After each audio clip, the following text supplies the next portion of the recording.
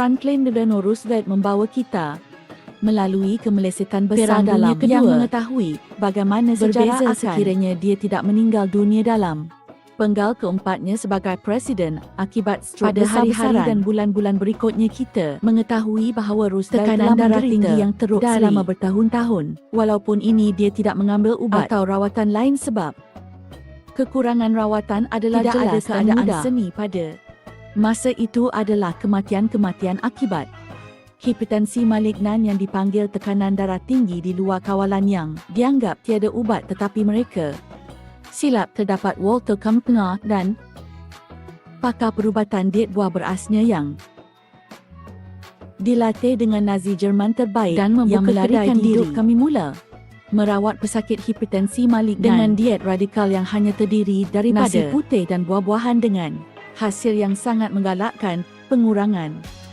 tekanan darah yang cepat, penambahbaikan kegagalan buah pinggang, tekanan tinggi, kegagalan jantung dan manifestasi lain penyakit yang sebelum ini membawa maut. Dia menganggap bahawa jika diet rendah garam membantu dengan tekanan darah, diet rendah protein membantu dengan pinggang dan diet rendah lemak membantu jantung, mengapa tidak mengambil kesimpulan logiknya dan mereka bentuk diet tanpa garam, tanpa kolesterol, yang hampir tulen karbohidrat manis.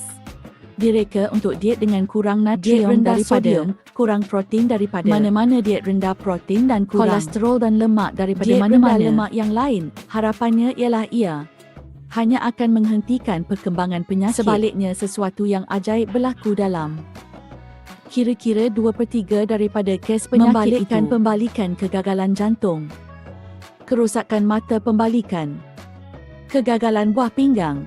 Ingat, ini adalah penyakit terminal yang berkesan. Orang hanya mempunyai beberapa bulan untuk hidup, tetapi jika mereka menjalani diet kebanyakannya menjadi lebih baik. Sebelum dan selepas gambar bulat di bahagian bawah adalah foto gambar yang diambil dari belakang mata orang. Mula bengkak berdarah dan bocor dan kemudian hampir normal dalam beberapa bulan. Penyakit buah pinggang sembuh. Fakta yang menarik adalah bahawa pada setengah pesakit disembuhkan secara berkesan melalui diet selama beberapa kemudian boleh berehat. Diet berasaskan tumbuhan yang lebih teruskan hidup aktif seperti biasa. Diet beras sebenarnya boleh menurunkan tekanan darah, jadi anda perlu mengubah suar menambah semula makanan lain untuk mengembalikan tekanan kepada normal. Editorial dalam New England Journal of Medicine. Keputusan Kampner adalah singkat, ajaib secara praktikalnya. Mungkin tiada diet yang lebih berkesan untuk pesakit jantung dikompensasi obes.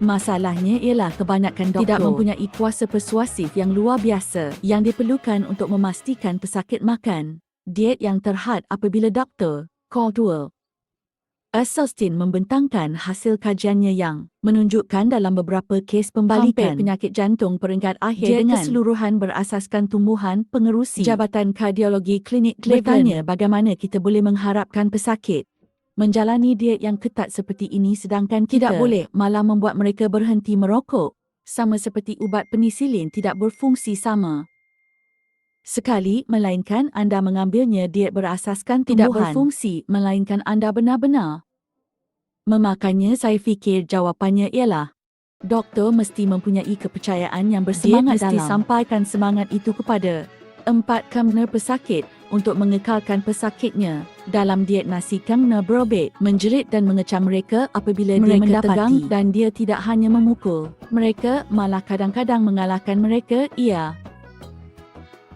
muncul dalam tuntutan mahkamah pesakit di zaman Dr. Kampner bahawa dia benar-benar menyebatnya dengan cambuk dan pesakit lain untuk memotivasi mereka. Dia mengingatkan saya pada doktor diabetes terkenal Arnoldo Tantini pada tahun 1800-an yang tahu ubat untuk diabetes bukan di kedai ubat, di dapur untuk memastikan pematuhan. Jika perlu, dia akan mengurung pesakit selama 6 minggu. Syukur dari segi personaliti doktor bertentangan dengan doktor Kampner. Bersopan lembut dapat memastikan pesakitnya berada di landasan yang betul dan akhir sekali Olsen berjalan untuk bercakap mengikuti diet itu sendiri, manakala syarikat meninggal dunia akibat serangan jantung walaupun usia 94 tahun.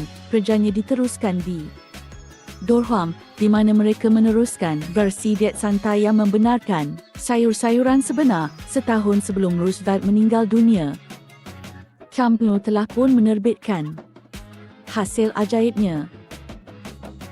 Nampaknya pada diet nasi telah diberikan kepada Presiden Roosevelt sebelum kematiannya. Penyakitnya mungkin telah dikawal sebelum beliau stroke maut, dan kejadian maut ini mungkin dapat dielakkan.